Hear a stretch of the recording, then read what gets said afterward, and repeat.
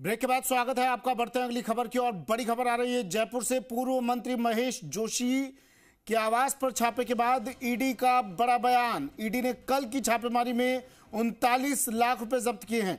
जल जीवन मिशन घोटाले में 8 ठिकानों पर रेड मारी थी। इस मामले में अब तक 11 करोड़ 42 लाख की राशि सोना चांदी जब्त किया गया है, जिसमें सोना और चांदी 6.5 करोड़ के जब्त किए गए। छापेमारी के बाद ईडी ने इस संबंध में औपचारिक बयान भी दिया है। इस राशि के बारे में आशीष मेरे सहयोगी हमारे साथ फोन लाइन पर जुड़ गए हैं। 39 लाख रुपए ईडी ने कल की कार्रवाई में, कल की छापेमारी में जब्त किए।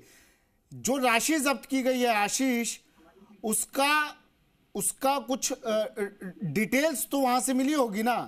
महेश जोशी के आवास पर छापा पड़ा था, इस राशि के बारे में बताया होगा उन्होंने।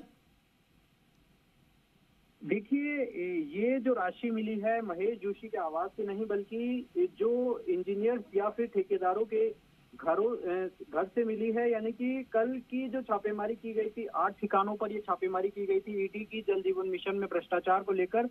इसमें 39 लाख की राशि ओवरऑल कल की जो छापेमारी थी उसमें बरामद की गई है।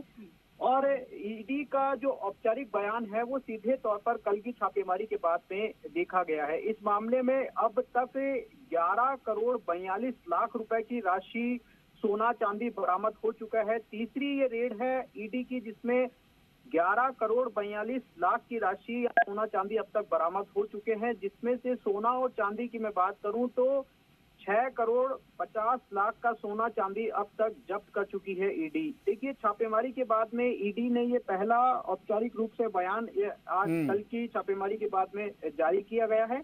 और इसमें कई इलेक्ट्रॉनिक डिवाइस भी बरामद किए गए हैं। और ये जो राशि 39 लाख रुपए की है उसका कोई हिसाब किताब नहीं है, इसीलिए ईडी ने ये राशि जब्त की गई है। और कल जिस तरीके से 2 इंजीनियर्स के यहाँ पर छापे पड़े थे, जिसमें अजमेर के अधीक्षण अभियंता पारितोष गुप्ता और जिस तरीके से एक और जो इंजीनियर्स हैं उनके ठिकानों पर छापेमारी की गई थी। इसके साथ साथ जो शिव रतन अग्रवाल है और जिस तरीके से जो ठेकेदार है उसके यहाँ भी छापेमारी की गई थी। यानी कि सीधे तौर पर कल की जो छापेमारी है उसमें 39 लाख रुपए बरामद किए गए हैं। ये संभवतः राशि हो सकती है इंजीनियर्स या ठेकेदारों के आवास। और क्या अभी कुछ और चेहरे, कुछ और इंजीनियर्स इस मामले से जुड़े रडार पर हैं ईडी के?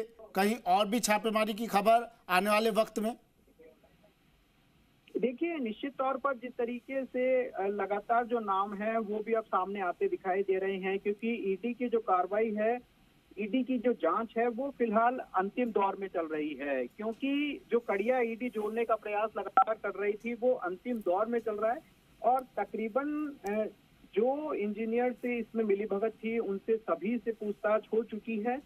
अब ईडी आगे क्या एक्शन लेती है, किस तरह से कार्रवाई करती है, क्या मंत्री महेश जोशी पूर्व मंत्री को पूछताछ के लिए बुला सकती है, या फिर जिस तरीके से ईडी की जो कार्रवाई है वो संभवतः पूरी। ठीक, शुक्रिया आशीष तमाम जानकारी के लिए।